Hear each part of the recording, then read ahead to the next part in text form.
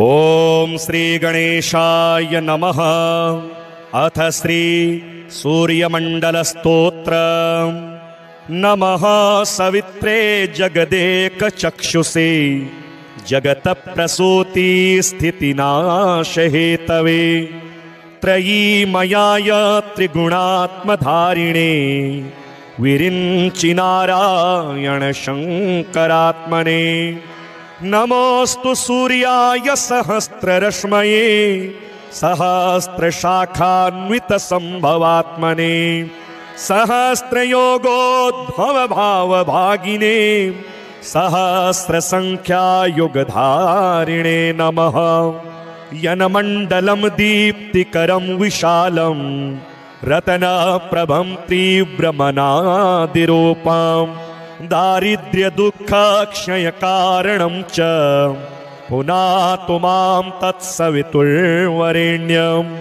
यन्मण्डलं देवगणैः सुपूजितं विप्रैः स्तुतं भावनमुक्तिकोविदं तं देवदेवं प्रणमामि सूर्यं पुनातु मां तत्सवितुर्वरेण्यं।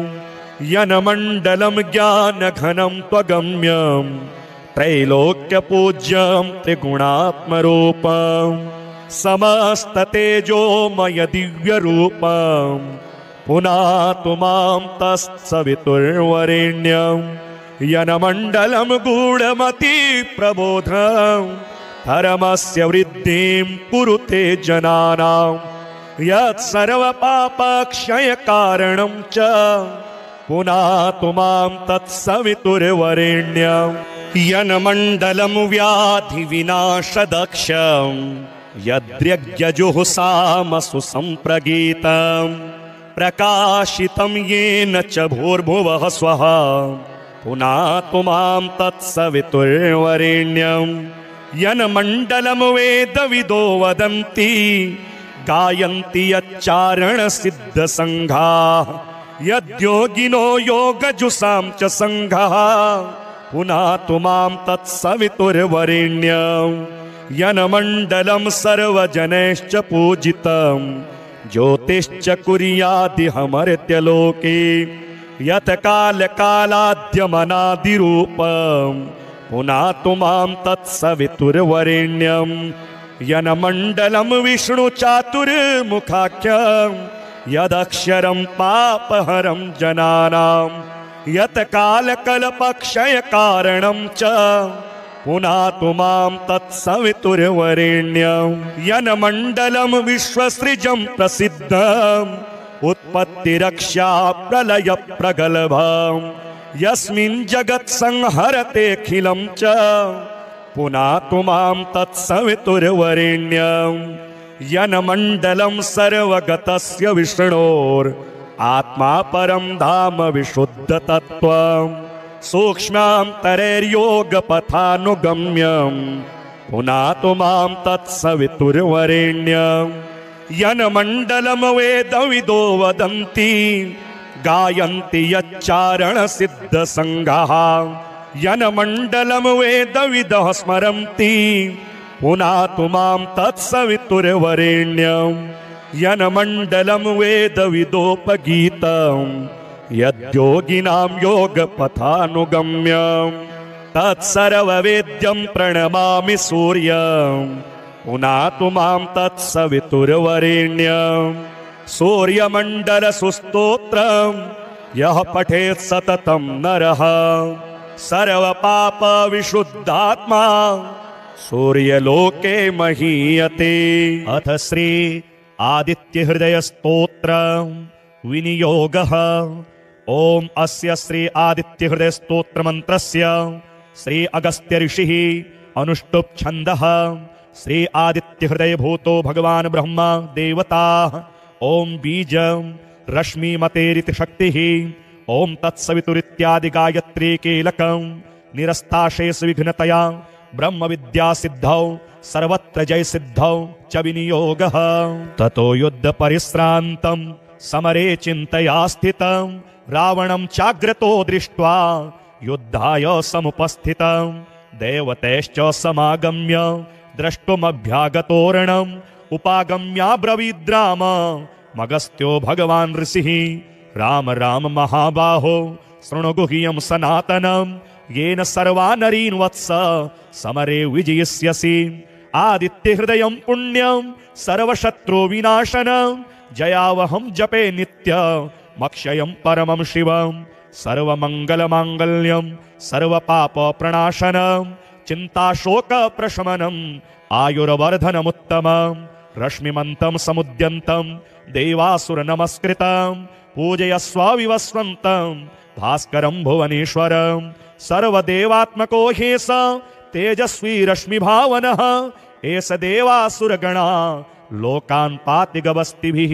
एष ब्रह्मा च विष्णुश्च शिवः स्कन्दः प्रजापतिः महेन्द्रो धनदः कालो यमः सोमो ह्यपाम्पतिः पितरो वसवः साध्या यश्विनो मरुतो मनुः वायुर्वह्निः प्रजाप्राण ऋतुकर्ता प्रभाकरः आदित्यः सविता सूर्यः खगः पूखा गभस्तिमान् सुवर्णसदृशो भानुर्हिरण्यरेता दिवाकरः हरिदश्वः सहस्रार्चिः सप्तसप्तिरमरीचिमान् तिमिरोन्मथनः शम्भुस्त्वष्टा मार्ताण्ड अंशुमान् हिरण्यगर्भः शिशिरस्तपनो भास्करो रविः अग्निगर्भोदितेः पुत्रः शङ्खः शिशिरनाशनः व्योमनाथस्तमो भेदी ऋग्यजुःसामपारगः घनवृष्टिरपां मित्रो विन्ध्यवीथि प्लवङ्गमः आतपी मण्डली मृत्युः पिङ्गलः सर्वतापनः कविर्विश्वो महातेजाः रक्तः सर्वभवोद्भवः नक्षत्र ग्रहताराणामधिपो विश्वभावनः तेजसामपि तेजस्वी द्वादशात्मन्नमोऽस्तु ते नमः पूर्वाय गिरये पश्चिमायाद्रये नमः ज्योतिर्गणानां पतये दिनाधिपतये नमः जयाय जयभद्राय हर्यश्वाय नमो नमः नमो नमः सहस्रांशो आदित्याय नमो नमः नम उग्राय वीराय सारंगाय नमो नमः नमः पद्मप्रबोधाय मार्ताण्डाय नमो नमः ब्रह्मेशानाच्युतेशाय सूर्यायादित्यवर्चसे भास्वते सर्वभक्ष्याय रौद्राय वपुषे नमः तमोघ्नाय हिमग्नाय शत्रुघ्नायामितात्मने कृतघ्नाघ्नाय देवाय ज्योतिषां पतये नमः तप्तचामीकराभाय वहनये विश्वकर्मणे नमस्तमोभिनिघ्नाय रुचये लोकसाक्षिणे नाशयत्ते स वैभूतं तदेव सृजति प्रभुः पायत्ते स तपत्ते स वर्षत्ते स गवस्तिभिः एष सुप्तेषु जागर्ति भूतेषु परिनिष्ठितः एष एवाग्निहोत्रं च फलं चैवाग्निहोत्रिणां वेदाश्च कृतवश्चैव क्रतूनां फलमेव च यानि कृत्यानि लोकेषु सर्व एष रविप्रभुः एनमापत्सु कृच्छेषु कान्तारेषु भयेषु च कीर्तयन् पुरुषः कश्चिन् नावसीदति राघव पूजयस्वैनमेकाग्रो देवदेवं जगत्पतिम् एतत् त्रिगुणितं जप्त्वा युद्धेषु विजयिष्यसि अस्मिन् क्षणे महाबाहो रावणं त्वं वधिष्यसि एवमुक्त्वा तदागस्त्यो जगाम च यथागतम् एतच्छ्रुत्वा महातेजा नष्टशोको भवत्तदा धारयामास सुप्रीतो राघवः प्रयतात्मवान् आदित्यं प्रेक्ष्य जप्त्वा तु परं हर्षमवाप्तवान् त्रिराचम्य शुचिरभूत्वा धनुरादाय वीर्यवान् रावणं प्रेक्ष्य हृष्टात्मा युद्धाय समुपागतं सर्वयतनेन महता वधे तस्य धृतोऽभवत् अथ रविरवदन्निरीक्ष्य रामं मुदितमनः परमं प्रहृष्यमाणः निशिचरपतिसक्षयं विदित्वा सुरगणमध्य गतो वचस्त्वरेति श्रीसूर्यकवचस्तोत्र याज्ञवल्क्य उवाच शृणुष्व मुनिशार्दूल सूर्यस्य कवचं शुभं शरीरारोग्यदं दिव्यं सर्वसौभाग्यदायकं देदीप्यमानमुकुटं स्फुरनमकरकुण्डलं ध्यात्वा सहस्रकिरणं स्तोत्रमेतदुदीरयेत् शिरो मे भास्करः पातु ललाटं मेतिमिद्युतिः नेत्रे दिनमणिः पातु श्रवणे वासरेश्वरः घ्राणं घर्मघृणिः पातु वदनं वेदवाहनः जिह्वां मे मानदः पातु कण्ठं मे सुरवन्दितः स्कन्धौ प्रभाकरः पातु वक्ष्यः पातु जनप्रियः पातु पादौ द्वादशात्मा सर्वाङ्गं सकलेश्वरः सूर्यरक्षात्मकं स्तोत्रं लिखित्वा भूर्जपत्रके दधाति यः करे तस्य वशगः सर्वसिद्धयः सुस्नातो यो जपेत् सम्यग् योधीते स्वस्थमानसः सरोगमुक्तो दीर्घायुः सुखं पुष्टिं च विन्दति। नमः सवित्रे जगदेकचक्षुषे जगतप्रसूति स्थितिनाशहेतवे त्रयीमयाय त्रिगुणात्मधारिणे विरिञ्चि नारायण शङ्करात्मने नमोऽस्तु सूर्याय सहस्ररश्मये सहस्रशाखान्वितसम्भवात्मने सहस्रयोगोद्भवभावभागिने सहस्रसङ्ख्यायुगधारिणे नमः। यनमण्डलं दीप्तिकरं विशालं रत्नप्रभं तीव्रमनादिरूपं दारिद्र्यदुःखक्षयकारणं च पुनातु मां तत्सवितुर्वरेण्यं यनमण्डलं देवगणैः सुपूजितं विप्रैः स्तुतं भावनमुक्तिकोविदं तं देवदेवं प्रणमामि सूर्यं पुनातु मां तत्सवितुर्वरेण्यं यनमण्डलं ज्ञानघनं त्वगम्यं त्रैलोक्यपूज्यं त्रिगुणात्मरूपं समस्ततेजोमय दिव्यरूपं पुनातु मां तत्सवितुर्वरेण्यं यनमण्डलं गूढमति प्रबोधं धर्मस्य वृद्धिं कुरुते जनानां यत्सर्वपापक्षयकारणं च पुनातु मां तत्सवितुर्वरेण्यं यन्मण्डलं व्याधिविनाशदक्षं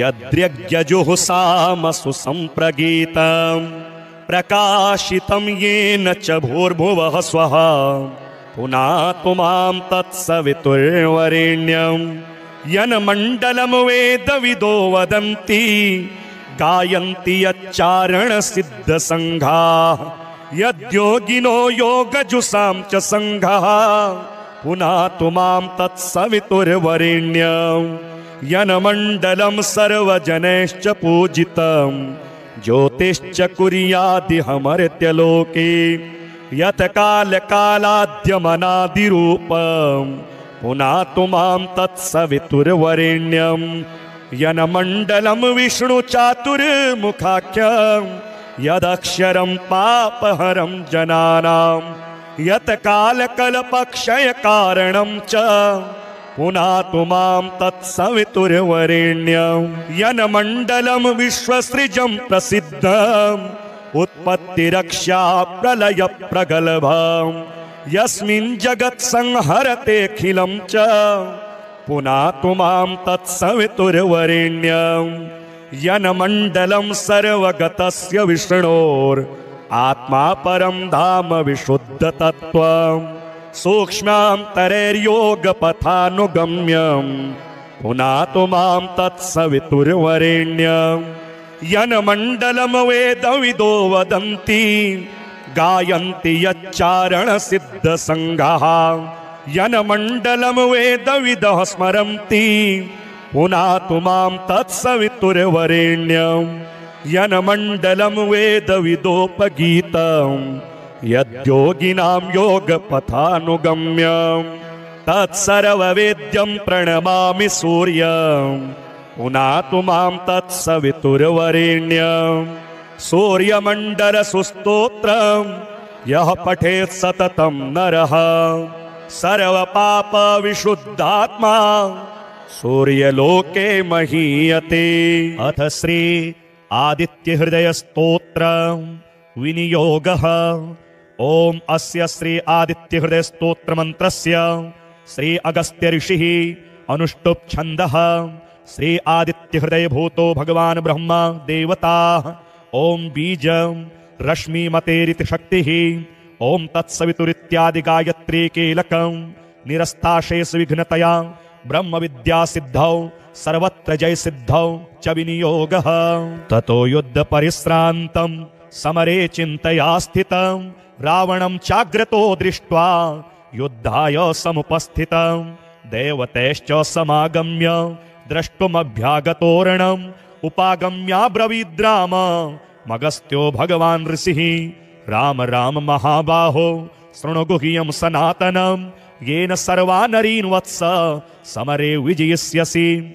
आदित्यहृदयं पुण्यं सर्वशत्रुविनाशनं जयावहं जपे नित्यमक्षयं परमं शिवं। सर्वमङ्गलमाङ्गल्यं सर्वपापप्रणाशनं चिन्ताशोकप्रशमनम् आयुर्वर्धनमुत्तमं।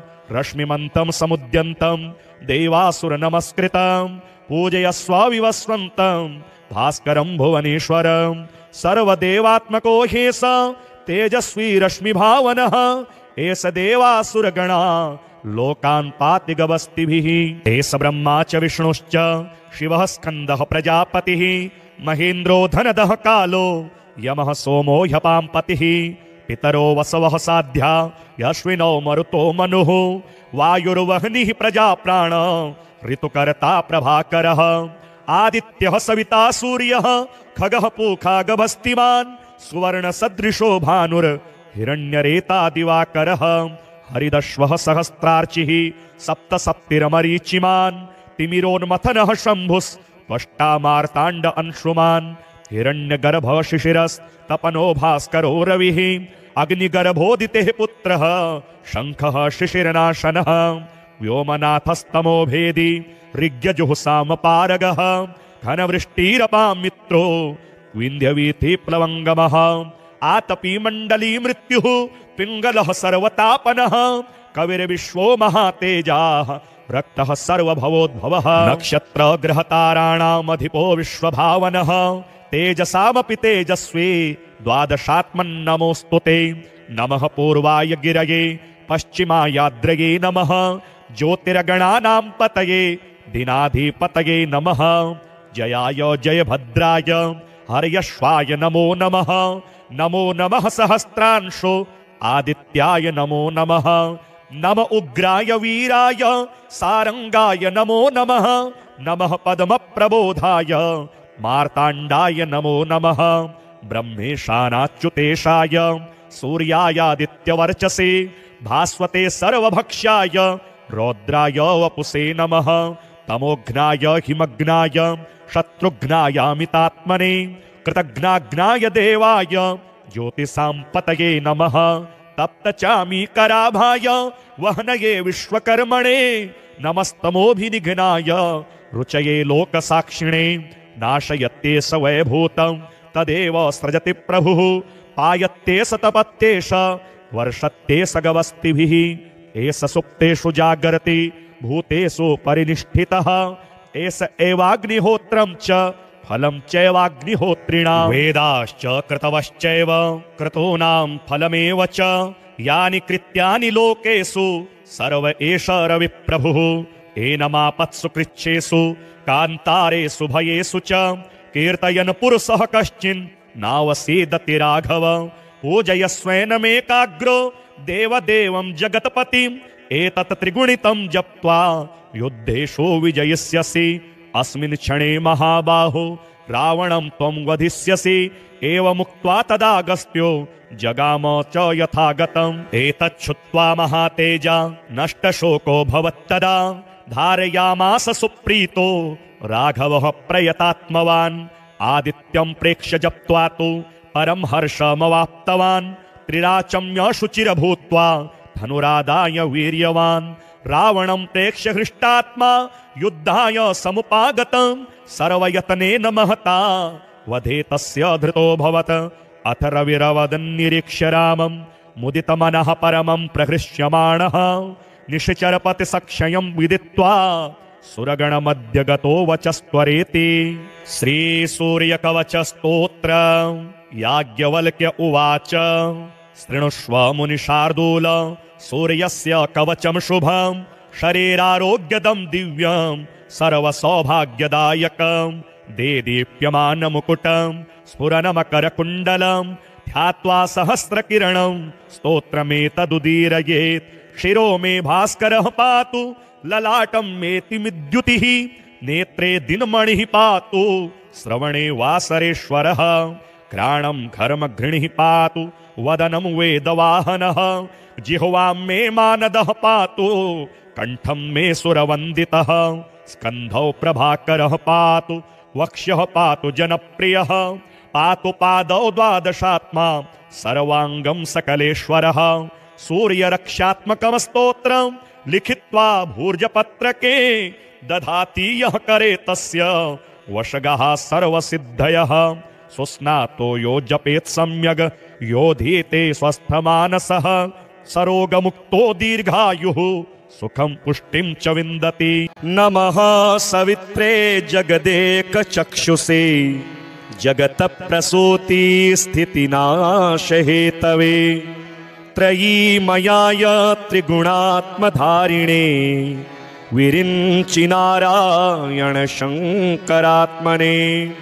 नमोऽस्तु सूर्याय सहस्ररश्मये सहस्रशाखान्वितसम्भवात्मने। सहस्रयोगोद्भवभावभागिने सहस्रसङ्ख्यायुगधारिणे नमः। यनमण्डलं दीप्तिकरं विशालं रत्नप्रभं तीव्रमनादिरूपं दारिद्र्यदुःखक्षयकारणं च पुनातु मां तत्सवितुर्वरेण्यं। यन्मण्डलं देवगणैः सुपूजितं विप्रस्तुतं भावनमुक्तिकोविदं। तं देवदेवं प्रणमामि सूर्यं पुनातु मां तत्सवितुर्वरेण्यं।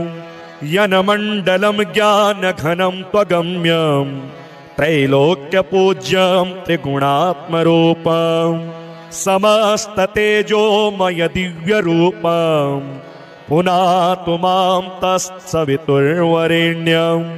यन्मण्डलं गूढमति प्रबोधं धर्मस्य वृद्धिं कुरुते जनानां।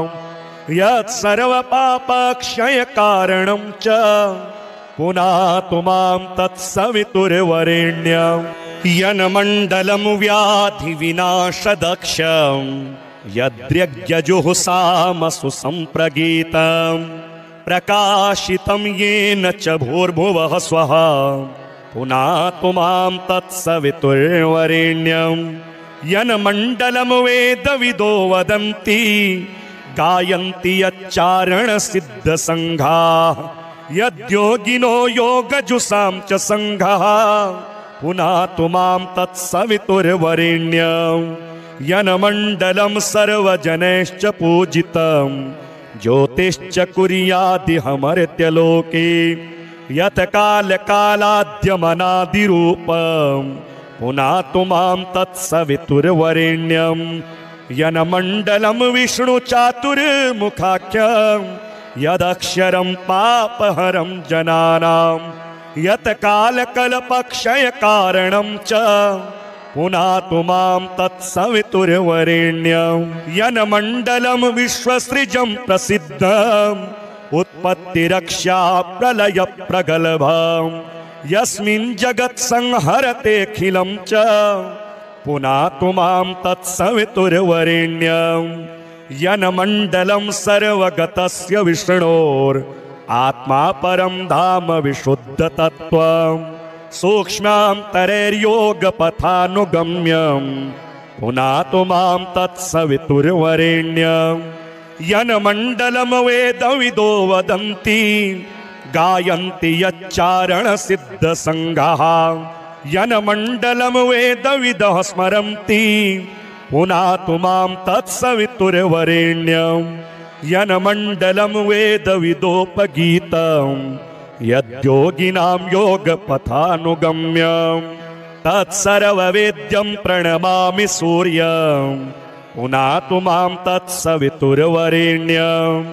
सूर्यमण्डलसुस्तोत्रं यः पठेत् सततं नरः सर्वपाप विशुद्धात्मा सूर्यलोके महीयते। अथ श्री आदित्य हृदय स्तोत्र विनियोगः। ओम अस्य श्री आदित्य हृदय स्तोत्र मंत्रस्य श्री अगस्त्य ऋषिः अनुष्टुप् छन्दः। श्री आदित्य हृदय भूतो भगवान ब्रह्मा देवता। ओम बीज रश्मि मतेरिति शक्तिः। ओम तत्सवितुरित्यादि गायत्री कीलकं निरस्ताशेष विघ्नतया ब्रह्म विद्या सिद्धौ सर्वत्र जय सिद्धौ च विनियोगः। ततो युद्ध परिश्रान्तं समरे चिन्तया स्थितं रावणं चाग्रतो दृष्ट्वा युद्धाय समुपस्थितं देवतैश्च समागम्य द्रष्टुमभ्यागतोरणम् उपागम्याब्रवीद्राम मगस्त्यो भगवान् ऋषिः। राम राम महाबाहो शृणु गुह्यं सनातनं येन सर्वा नरीन् वत्स समरे विजयिष्यसि। आदित्य हृदयं पुण्यं सर्वशत्रु विनाशनं जयावहं जपे नित्यमक्षयं परमं शिवं। सर्वमङ्गलमाङ्गल्यं सर्वपापप्रणाशनं चिन्ताशोकप्रशमनम् आयुर्वर्धनमुत्तमं। रश्मिमन्तं समुद्यन्तं देवासुरनमस्कृतं पूजयस्व विवस्वन्तं भास्करं भुवनेश्वरं। सर्वदेवात्मको ह्येष तेजस्वी रश्मिभावनः एष देवासुरगणा लोकान् पाति गवस्तिभिः। एष ब्रह्मा च विष्णुश्च शिवः स्कन्दः प्रजापतिः महेन्द्रो धनदः कालो यमः सोमो ह्यपाम्पतिः। पितरो वसवः साध्या यश्विनो मरुतो मनुः वायुर्वह्निः प्रजाप्राण ऋतुकर्ता प्रभाकरः।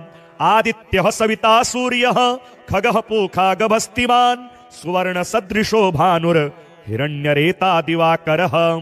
हरिदश्वः सहस्रार्चिः सप्तसप्तिरमरीचिमान् तिमिरोन्मथनः शम्भुस्त्वष्टा मार्ताण्ड अंशुमान्। हिरण्यगर्भः शिशिरस्तपनो भास्करो रविः अग्निगर्भोदितेः पुत्रः शङ्खः शिशिरनाशनः। व्योमनाथस्तमो भेदी ऋग्यजुःसामपारगः घनवृष्टिरपां मित्रो विन्ध्यवीथि प्लवङ्गमः। आतपी मण्डली मृत्युः पिङ्गलः सर्वतापनः कविर्विश्वो महातेजाः रक्तः सर्वभवोद्भवः। नक्षत्रग्रहताराणामधिपो विश्वभावनः तेजसामपि तेजस्वी द्वादशात्मन्नमोऽस्तु ते।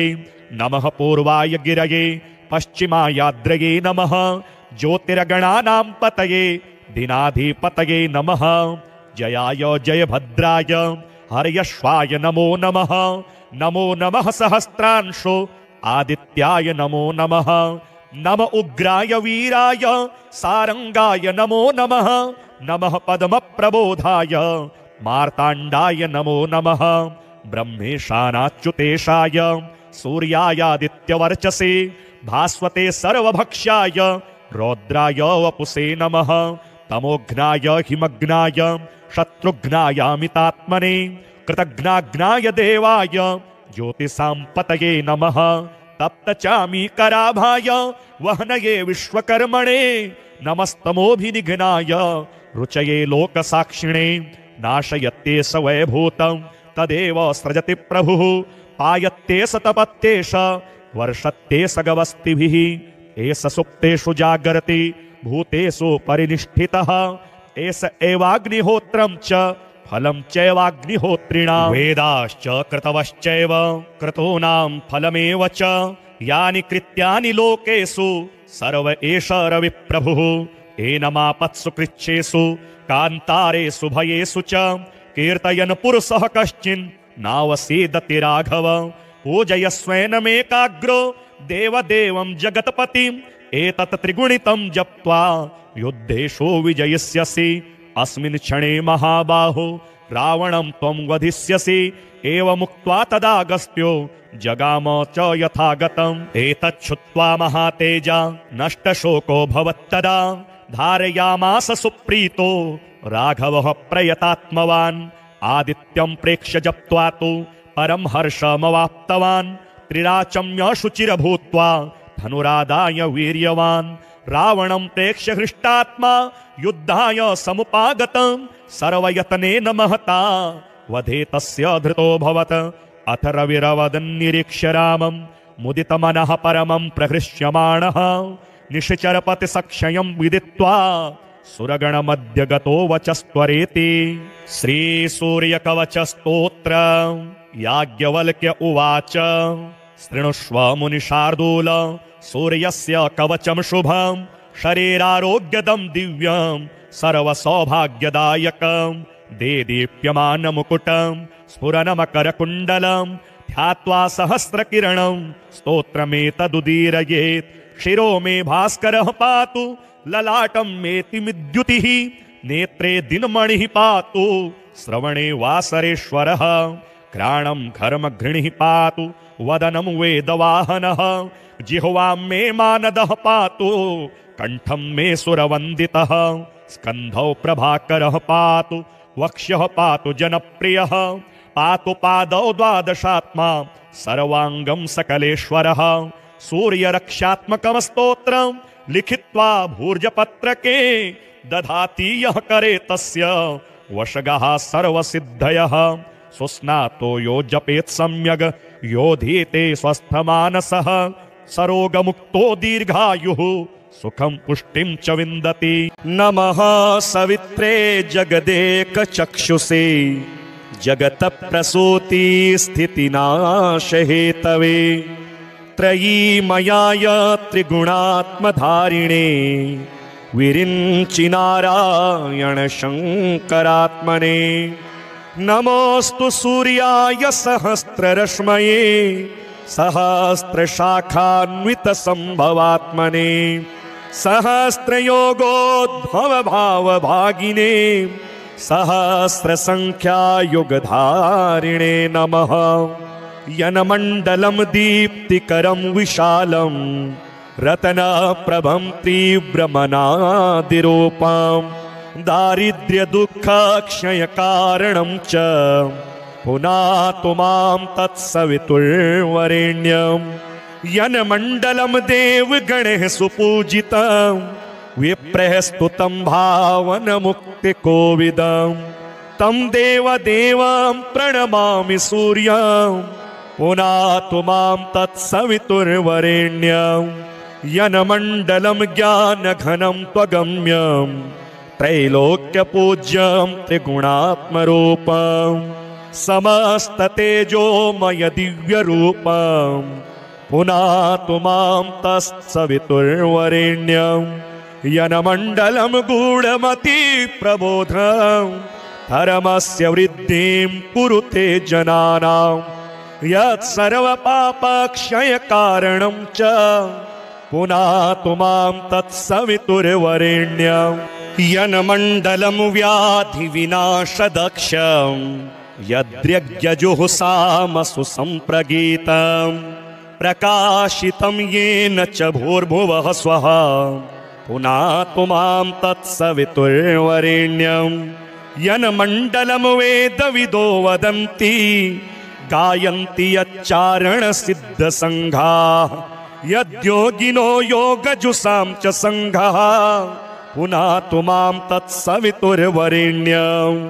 यन्मण्डलं सर्वजनैश्च पूजितं ज्योतिश्च कुर्यादिहमर्त्यलोके यत्कालकालाद्यमनादिरूपं पुनातु मां तत्सवितुर्वरेण्यं। यन्मण्डलं विष्णुचातुर्मुखाख्यं यदक्षरं पापहरं जनानां यत्कालकल्पक्षयकारणं च पुनातु मां तत्सवितुर्वरेण्यं। यन्मण्डलं विश्वसृजं प्रसिद्धम् उत्पत्तिरक्षा प्रलयप्रगल्भं यस्मिन् जगत्संहरतेऽखिलं च पुनातु मां तत्सवितुर्वरेण्यं। यन्मण्डलं सर्वगतस्य विष्णोर् आत्मा परं धाम विशुद्धतत्त्वं सूक्ष्मान्तरैर्योगपथानुगम्यं पुनातु मां तत्सवितुर्वरेण्यं। यन्मण्डलं वेदविदो वदन्ति गायन्ति यच्चारणसिद्धसङ्घाः यन्मण्डलं वेदविदः स्मरन्ति पुनातु मां तत्सवितुर्वरेण्यं यन्मण्डलं वेदविदोपगीतं यद्योगिनां योगपथानुगम्यं तत्सर्ववेद्यं प्रणमामि सूर्यं पुनातु मां तत्सवितुर्वरेण्यं सूर्यमण्डलसुस्तोत्रं यः पठेत् सततं नरः सर्वपापविशुद्धात्मा सूर्यलोके महीयते। अथ श्री आदित्य हृदय स्तोत्र विनियोगः। ओम अस्य श्री आदित्य हृदय स्तोत्र मंत्रस्य श्री अगस्त्य ऋषिः अनुष्टुप् छन्दः। श्री आदित्य हृदय भूतो भगवान ब्रह्मा देवता। ओम बीज रश्मि मतेरिति शक्तिः।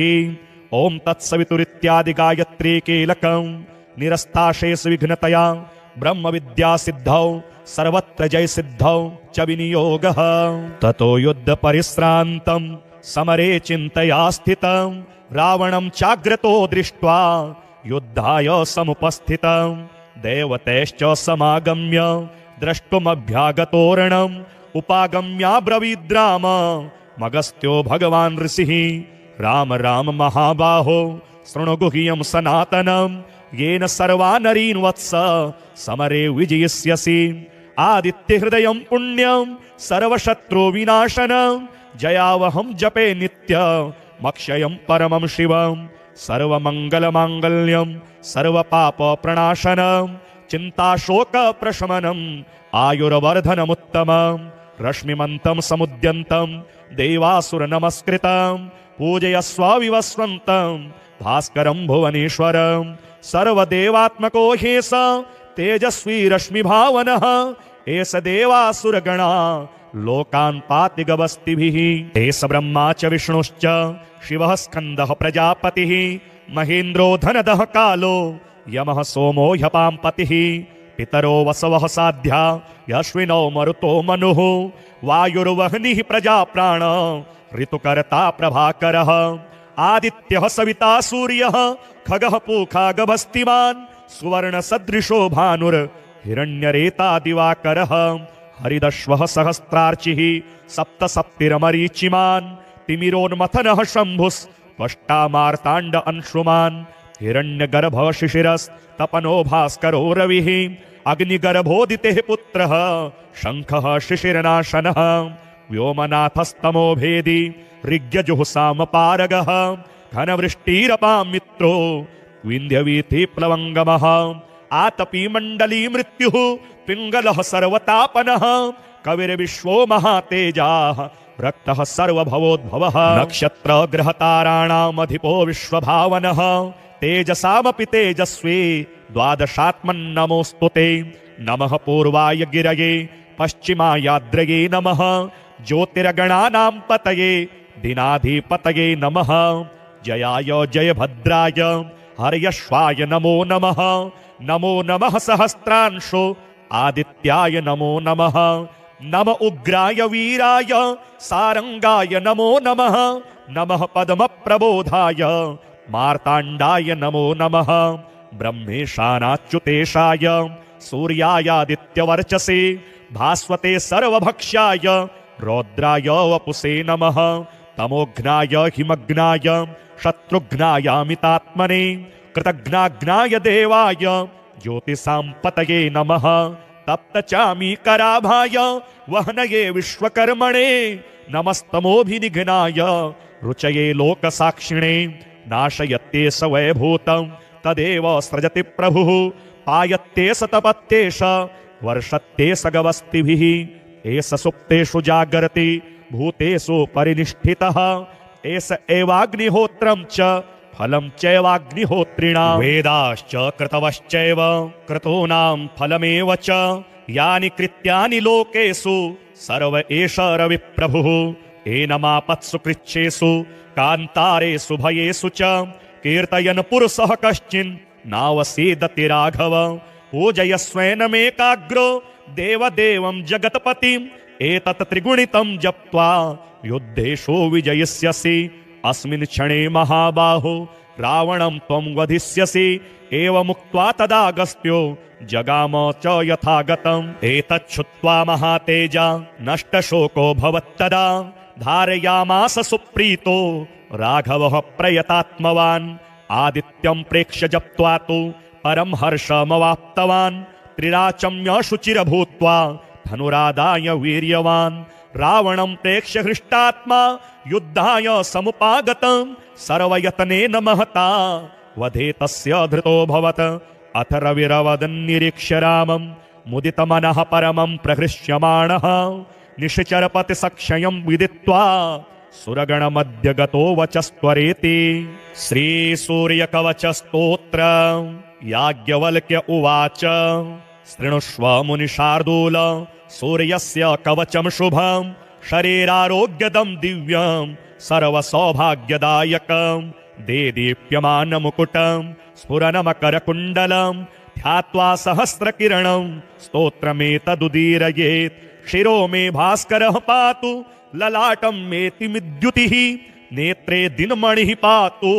श्रवणे वासरेश्वरः घ्राणं घर्मघृणिः पातु वदनं वेदवाहनः जिह्वां मे मानदः पातु कण्ठं मे सुरवन्दितः स्कन्धौ प्रभाकरः पातु वक्ष्यः पातु जनप्रियः पातु पादौ द्वादशात्मा सर्वाङ्गं सकलेश्वरः सूर्यरक्षात्मकं स्तोत्रं लिखित्वा भूर्जपत्रके दधाति यः करे तस्य वशगः सर्वसिद्धयः सुस्नातो यो जपेत् सम्यग् योधीते स्वस्थमानसः सरोगमुक्तो दीर्घायुः सुखं पुष्टिं च विन्दति नमः सवित्रे जगदेकचक्षुषे जगतप्रसूति स्थितिनाशहेतवे त्रयीमयाय त्रिगुणात्मधारिणे विरिञ्चि नारायण शङ्करात्मने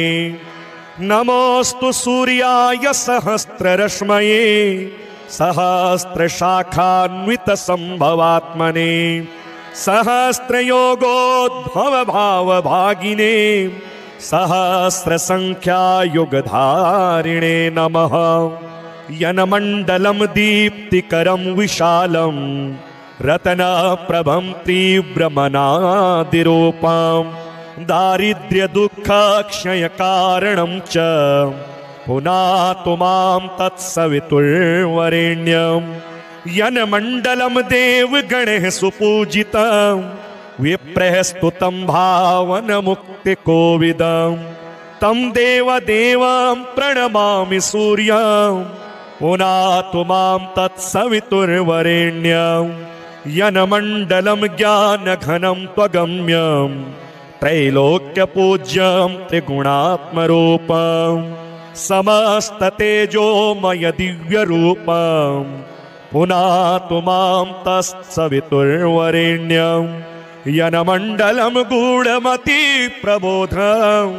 धर्मस्य वृद्धिं कुरुते जनानां यत्सर्वपापक्षयकारणं च पुनातु मां तत्सवितुर्वरेण्यं यनमण्डलं व्याधिविनाशदक्षं यद्यज्ञजुहुसामसु सम्प्रगीतं प्रकाशितं येन च भूर्भुवः स्वः पुनातु मां तत्सवितुर्वरेण्यं यनमण्डलं वेदविदो वदन्ति गायन्ति यच्चारणसिद्धसङ्घाः यद्योगिनो योगजुषां च सङ्घः पुनातु मां तत्सवितुर्वरेण्यं यनमण्डलं सर्वजनैश्च पूजितं ज्योतिश्च कुर्यादिहमर्त्यलोके यत्कालकालाद्यमनादिरूपं पुनातु मां तत्सवितुर्वरेण्यं यनमण्डलं विष्णुचातुर्मुखाख्यं यदक्षरं पापहरं जनानां यत्कालकल्पक्षयकारणं च पुनातु मां तत्सवितुर्वरेण्यं यनमण्डलं विश्वसृजं प्रसिद्धम् उत्पत्तिरक्षा प्रलयप्रगल्भं यस्मिन् जगत्संहरतेऽखिलं च पुनातु मां तत्सवितुर्वरेण्यं यन्मण्डलं सर्वगतस्य विष्णोर् आत्मा परं धाम विशुद्धतत्त्वं सूक्ष्मान्तरैर्योगपथानुगम्यं पुनातु मां तत्सवितुर्वरेण्यं यन्मण्डलं वेदविदो वदन्ति गायन्ति यच्चारणसिद्धसङ्गाः यन्मण्डलं वेदविदः स्मरन्ति पुनातु मां तत्सवितुर्वरेण्यं यन्मण्डलं वेदविदोपगीतं यद्योगिनां योगपथानुगम्यं तत्सर्ववेद्यं प्रणमामि सूर्यं पुनातु मां तत्सवितुर्वरेण्यं सूर्यमण्डलसुस्तोत्रं यः पठेत् सततं नरः सर्वपापविशुद्धात्मा सूर्यलोके महीयते। अथ श्री आदित्यहृदयस्तोत्र विनियोगः। ओम अस्य श्री आदित्यहृदयस्तोत्र मंत्रस्य श्री अगस्त्य ऋषिः अनुष्टुप् छन्दः। श्री आदित्यहृदय भूतो भगवान ब्रह्मा देवता। ओम बीज रश्मिमतेरिति शक्तिः। ओम तत्सवितुरित्यादि गायत्री कीलकं निरस्ताशेष विघ्नतया ब्रह्म विद्या सिद्धौ सर्वत्र जय सिद्धौ च विनियोगः। ततो युद्ध परिश्रान्तं समरे चिन्तया स्थितं रावणं चाग्रतो दृष्ट्वा युद्धाय समुपस्थितं देवतैश्च समागम्य द्रष्टुमभ्यागतोरणम् उपागम्याब्रवीद्राम मगस्त्यो भगवान् ऋषिः राम राम महाबाहो शृणु गुह्यं सनातनं येन सर्वानरीन् वत्स समरे विजयिष्यसि। आदित्यहृदयं पुण्यं सर्वशत्रु विनाशनं जयावहं जपे नित्यमक्षयं परमं शिवं सर्वमङ्गलमाङ्गल्यं सर्वपापप्रणाशनं चिन्ताशोकप्रशमनम् आयुर्वर्धनमुत्तमं रश्मिमन्तं समुद्यन्तं देवासुरनमस्कृतं पूजयस्व विवस्वन्तं भास्करं भुवनेश्वरं सर्वदेवात्मको ह्येष तेजस्वी रश्मिभावनः एष देवासुरगणा लोकान् पाति गवस्तिभिः। एष ब्रह्मा च विष्णुश्च शिवः स्कन्दः प्रजापतिः महेन्द्रो धनदः कालो यमः सोमो ह्यपां पतिः पितरो वसवः साध्या यश्विनो मरुतो मनुः वायुर्वह्निः प्रजाप्राण ऋतुकर्ता प्रभाकरः आदित्यः सविता सूर्यः खगः पूखा गभस्तिमान् सुवर्णसदृशो भानुर्हिरण्यरेता दिवाकरः हरिदश्वः सहस्रार्चिः सप्तसप्तिरमरीचिमान् तिमिरोन्मथनः शम्भुस्त्वष्टा मार्ताण्ड अंशुमान् हिरण्यगर्भः शिशिरस्तपनो भास्करो रविः अग्निगर्भोदितेः पुत्रः शङ्खः शिशिरनाशनः व्योमनाथस्तमो भेदी ऋग्यजुःसामपारगः घनवृष्टिरपां मित्रो विन्ध्यवीथि प्लवङ्गमः आतपी मण्डली मृत्युः पिङ्गलः सर्वतापनः कविर्विश्वो महातेजाः रक्तः सर्वभवोद्भवः नक्षत्र ग्रहताराणामधिपो विश्वभावनः तेजसामपि तेजस्वी द्वादशात्मन्नमोऽस्तुते नमः पूर्वाय गिरये पश्चिमायाद्रये नमः ज्योतिर्गणानां पतये दिनाधिपतये नमः जयाय जयभद्राय हर्यश्वाय नमो नमः नमो नमः सहस्रांशो आदित्याय नमो नमः नम उग्राय वीराय सारंगाय नमो नमः नमः पद्मप्रबोधाय मार्ताण्डाय नमो नमः ब्रह्मेशानाच्युतेशाय सूर्यायादित्यवर्चसे भास्वते सर्वभक्ष्याय रौद्राय वपुषे नमः तमोघ्नाय हिमग्नाय शत्रुघ्नायामितात्मने कृतघ्नाघ्नाय देवाय ज्योतिषां पतये नमः तप्तचामीकराभाय वहनये विश्वकर्मणे नमस्तमोभिनिघ्नाय रुचये लोकसाक्षिणे नाशयत्ते स वैभूतं तदेव सृजति प्रभुः पायत्ते स तपत्ते स वर्षत्ते स गवस्तिभिः एष सुप्तेषु जागर्ति भूतेषु परिनिष्ठितः एष एवाग्निहोत्रं च फलं चैवाग्निहोत्रिणाम् वेदाश्च क्रतवश्चैव क्रतूनां फलमेव च यानि कृत्यानि लोकेषु सर्व एष रविप्रभुः एनमापत्सु कृच्छ्रेषु कान्तारेषु भयेषु च कीर्तयन् पुरुषः कश्चिन् नावसीदति राघव पूजयस्वेनमेकाग्रो देवदेवं जगत्पतिम् एतत् त्रिगुणितं जप्त्वा युद्धेषु विजयिष्यसि अस्मिन् क्षणे महाबाहो रावणं त्वं वधिष्यसि एवमुक्त्वा तदागस्त्यो जगाम च यथागतम् एतच्छ्रुत्वा महातेजा नष्टशोको भवत्तदा धारयामास सुप्रीतो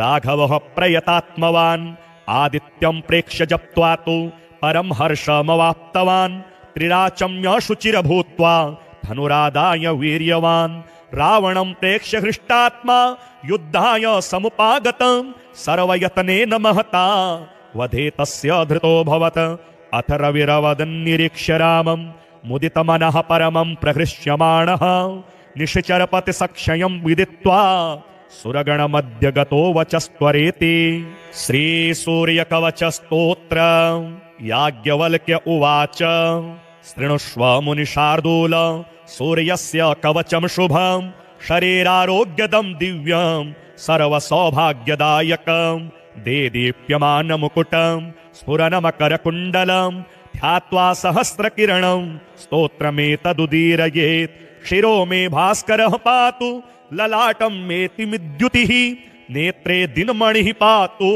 श्रवणे वासरेश्वरः घ्राणं घर्मघृणिः पातु वदनं वेदवाहनः जिह्वां मे मानदः पातु कण्ठं मे सुरवन्दितः स्कन्धौ प्रभाकरः पातु वक्ष्यः पातु जनप्रियः पातु पादौ द्वादशात्मा सर्वाङ्गं सकलेश्वरः सूर्यरक्षात्मकं स्तोत्रं लिखित्वा भूर्जपत्रके दधाति यः करे तस्य वशगः सर्वसिद्धयः सुस्नातो यो जपेत् सम्यग् योधीते स्वस्थमानसः सरोगमुक्तो दीर्घायुः सुखं पुष्टिं च विन्दति।